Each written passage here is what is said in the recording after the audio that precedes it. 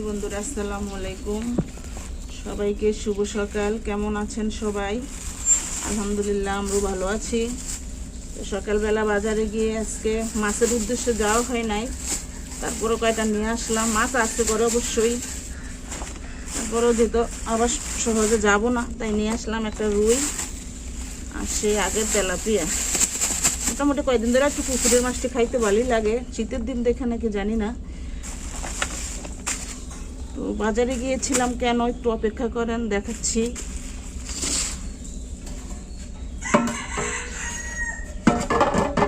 বাজারে গিয়েছি,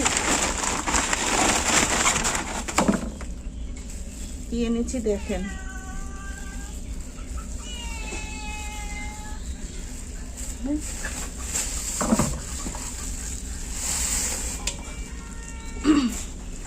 গরুর বট এনেছি।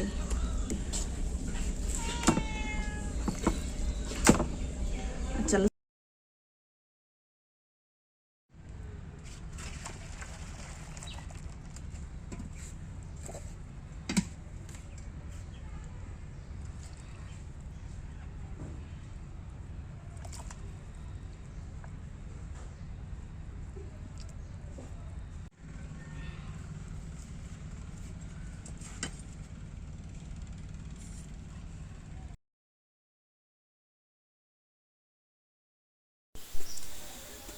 বন্ধুরা, মোটামুটি আমার বট পরিষ্কার হয়ে যাচ্ছে।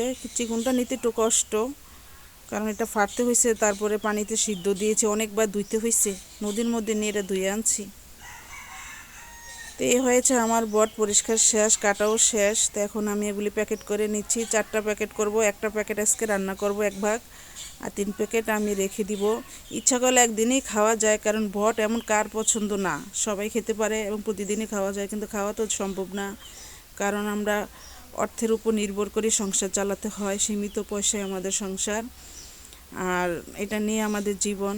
হিসাবের বাইরে যাওয়া যায় না, নিয়মের বাইরেও চলা যায় না।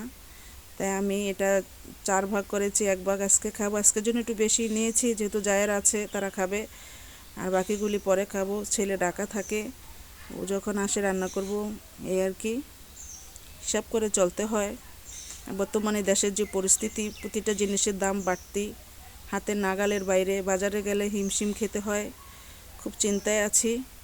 তো চলুন একটু রান্নাঘরে যাই, রান্নাটা শেয়ার করি।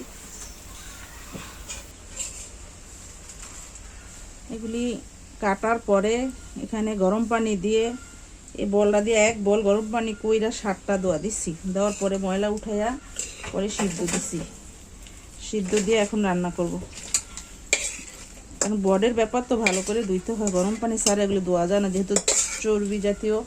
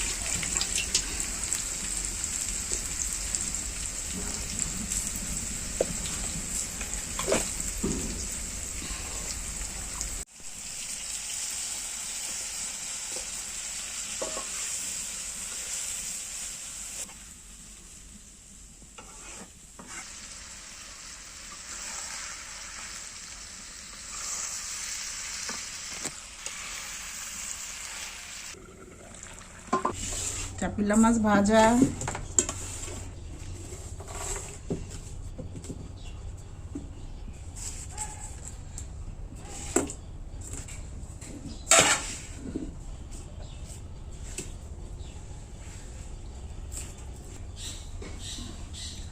সেরকম মজা তো গ্রানটা চাপিলা মাছের, গরম ভাত দিয়া।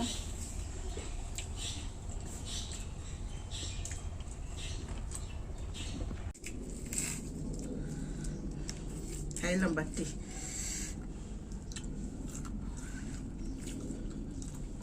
ফেসবুকে ভিডিও গেলে মেসেঞ্জার আর খুলতাই না, খালি আগো খাওয়াইতাম।